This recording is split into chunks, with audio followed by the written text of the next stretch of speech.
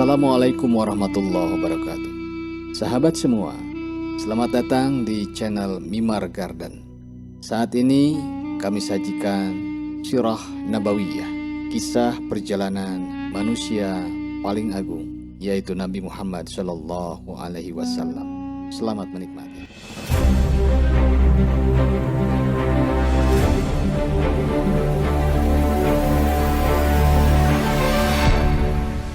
Mencegah orang-orang untuk menyimak dakwah dan mendengar bacaan Al-Quran.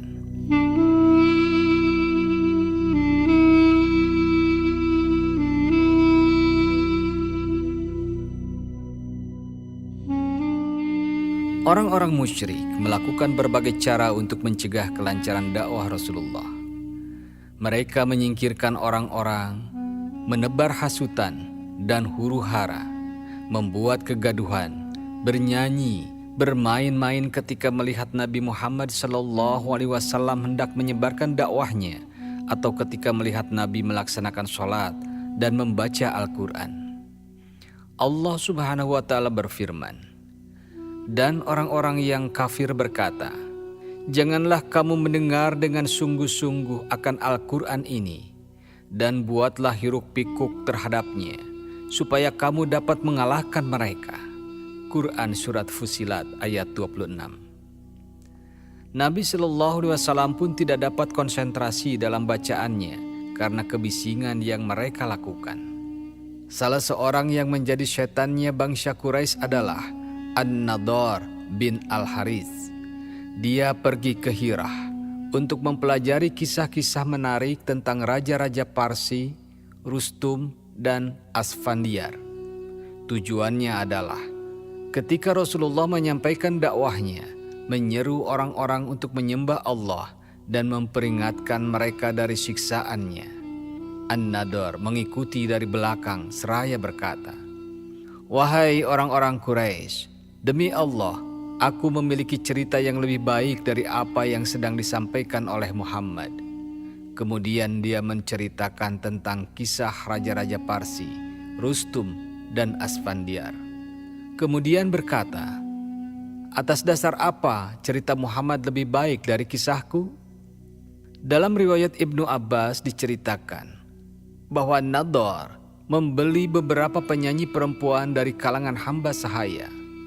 Jika ada orang lelaki yang ingin mendengarkan Islam, dia memberikan seorang penyanyi perempuan tersebut sehingga dia melayani pria itu, menyiapkan makan, minum, serta bernyanyi di hadapannya.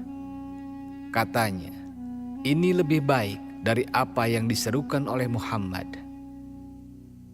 Berkenaan dengan hal ini, turunlah ayat.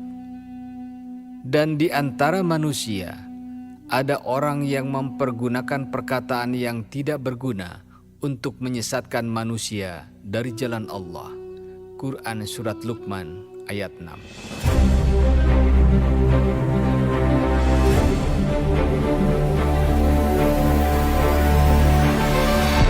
Berbagai tekanan dan diskriminasi.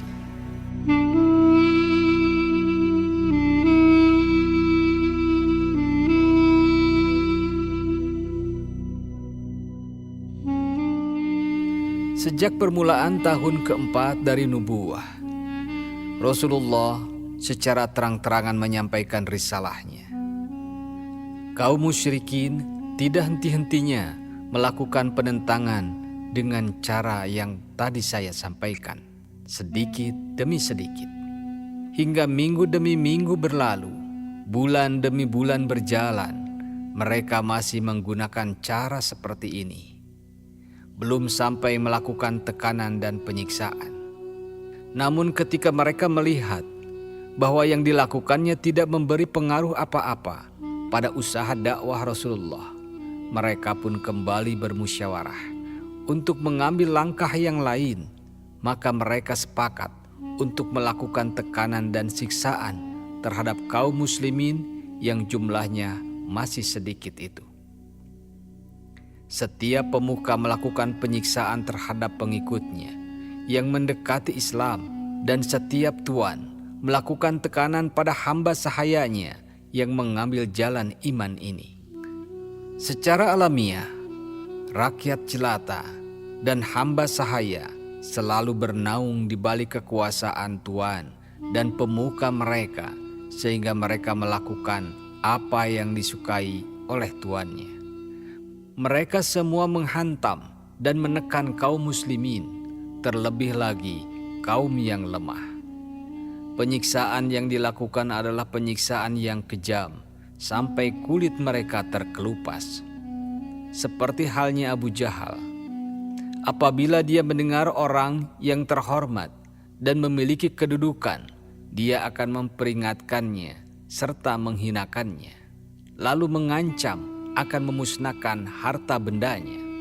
Apabila yang masuk Islam itu orang yang lemah, maka dia akan menderanya dengan berbagai siksaan. Seperti yang dialami oleh paman Utsman bin Affan. Dia dibungkus oleh tikar yang terbuat dari daun kurma, lalu dari bawahnya beliau diasapi. Ketika Ummu Mus'ab bin Amir mengetahui bahwa anaknya masuk Islam, dia tidak memberinya makan dan minum, lalu mengusirnya. Adapun yang dialami oleh Syuhaib bin Sinan, dia disiksa hingga hilang kesadaran dan tidak mengetahui lagi apa yang dia ucapkan. Yang mengerikan adalah siksaan yang dialami oleh Bilal, yang saat itu jadi budaknya Umayyah bin Khalaf al-Jumhi. Lehernya diikat dengan tali, lalu menyerahkannya kepada anak-anak. Layaknya gembala, Bilal dituntun, dibawa berlari mengelilingi sebuah bukit. Ikatannya yang begitu kuat menyisakan bekas di lehernya. Umayyah malah mengencangkan ikatan tali itu dan menambahnya dengan pukulan tongkat, lalu mendudukannya di bawah terik matahari dan dibiarkannya kelaparan. Siksaan paling pedih yang dialaminya adalah ketika ditindih dengan batu. Pada suatu hari, dia dibawa ke padang pasir. Saat matahari memancarkan sinar terpanasnya, dia ditelentangkan di atas pasir. Lalu Umayyah meminta batu besar dan menindihkannya ke dada Bilal, seraya berkata, "Demi Allah, kamu akan tetap berada di bawah batu ini sampai kematian menjemputmu, atau kamu mengingkari Muhammad. Sembahlah Lata dan Uzza." Dalam keadaan tersiksa seperti itu, Bilal hanya berkata, "Ahad, Ahad." Lalu Bilal berkata lagi, "Kalau aku tahu satu kalimat yang membuat kalian lebih marah, pasti aku akan mengatakannya." Ketika itu terjadi, datanglah Abu Bakar As-Siddiq.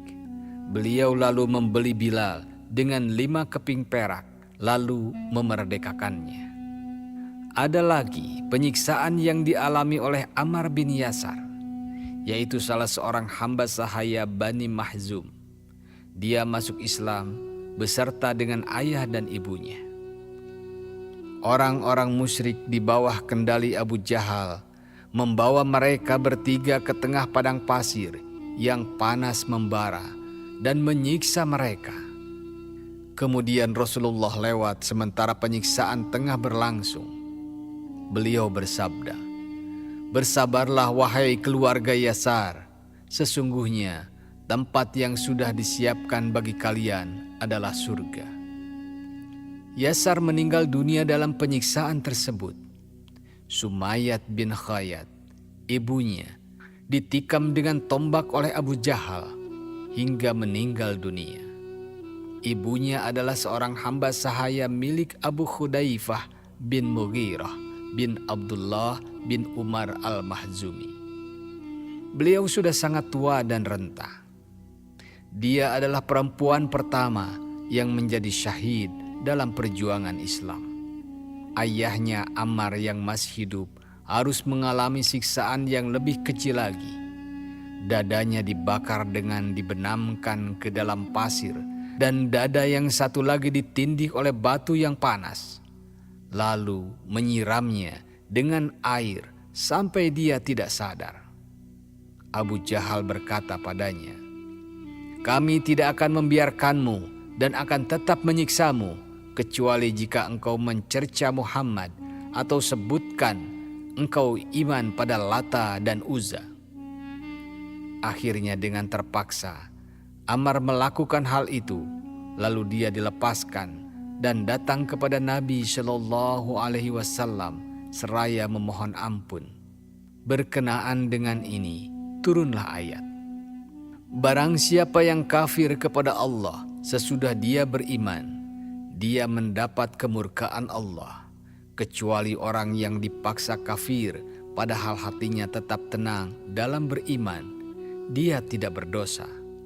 Tetapi orang yang melapangkan dadanya untuk kekafiran, maka kemurkaan Allah menimpanya dan baginya azab yang besar. Quran Surat An-Nahl ayat 106. Abu Fukaihah yang nama aslinya adalah Aflah, salah seorang budak Bani Abu Dar. Pada saat matahari meninggi dan teriknya sudah mencapai puncak, mereka membawanya sementara kakinya dibelenggu dengan besi. Lalu pakaiannya dilepaskan dan ditelentangkan di bawah terik matahari. Setelah itu, dadanya ditindih dengan batu besar yang keras sehingga dia tidak bisa bergerak. Hal itu terus berlangsung sampai dia tidak sadarkan diri. Penyiksaan seperti itu terus dialaminya sampai hijrah ke Habsyah. Di sana dia disiksa lagi, lehernya dililit tali, lalu diseret di atas tanah hingga tercekik dan hampir meninggal. Lalu Abu Bakar lewat dan membelinya. Setelah itu dia dimerdekakan. Kasus lain adalah yang dialami oleh Khabbab bin Al-Arad, salah seorang budak Ummu Anmar binti Shibah Al-Khazaiyah. Dia disiksa oleh Ummu Anmar. Punggungnya dibakar dengan menggunakan besi yang telah dibakar hingga merah padam. Dia dipaksa agar mengingkari Muhammad, tetapi siksaan itu tidak menambah apapun dalam hatinya, melainkan keimanan dan keislaman yang semakin kokoh. Orang-orang musyrik juga melakukan penyiksaan dengan mencekik lehernya, mencengkram keras rambutnya, bahkan melemparkannya ke atas bara api, hingga bara itu padam oleh punggungnya. Penyiksaan lainnya dialami oleh Jinirah, salah seorang hamba sahaya perempuan milik Rumayyah. Ketika diketahui masuk Islam, dia disiksa hingga matanya buta karena bara api yang ditimpakan padanya. Dia dipaksa mengatakan, yang menimpanya adalah dari Lata dan Uzza. Dia malah berkata, tidak, yang menimpanya adalah ujian dari Allah. Jika dia berkehendak, maka dia akan mengangkatnya. Di kemudian hari, kebutaannya sembuh dan Allah telah mengembalikan penglihatannya. Orang-orang Quraisy malah berkata, ini adalah sihir Muhammad.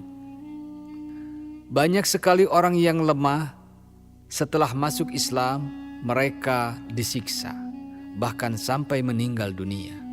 Seperti Ummu Ubais, budak perempuan milik Bani Juhrah, yaitu Al-Aswad bin Abdu Yagus, salah seorang musuh besar Rasulullah, dan dia orang yang paling benci pada beliau.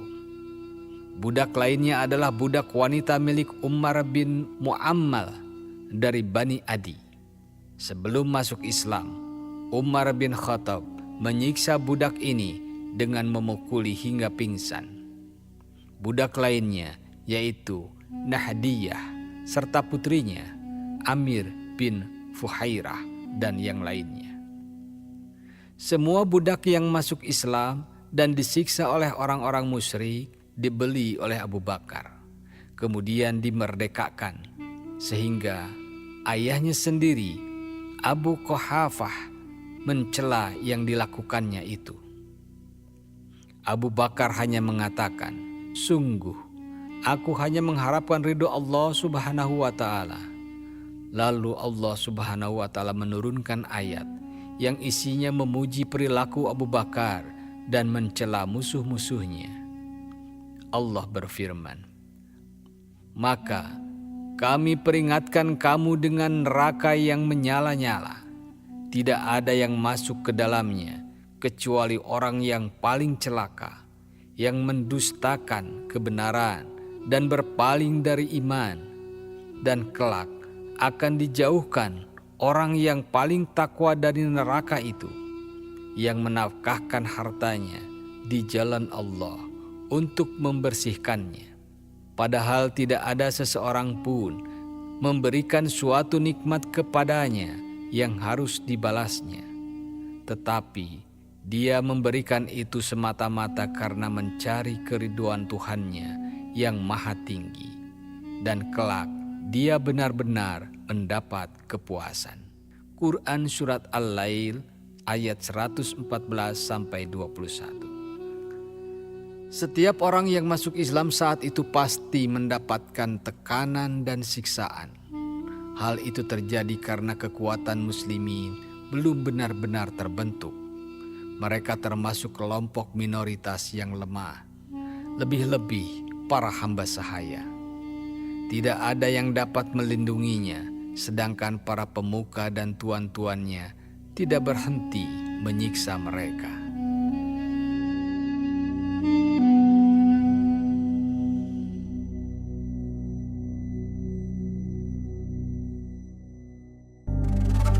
Sahabatku semua, terima kasih telah menyaksikan video kami. Jangan lupa untuk like, subscribe, dan share jika dirasa video ini bermanfaat. Terima kasih. Wassalamualaikum warahmatullahi wabarakatuh.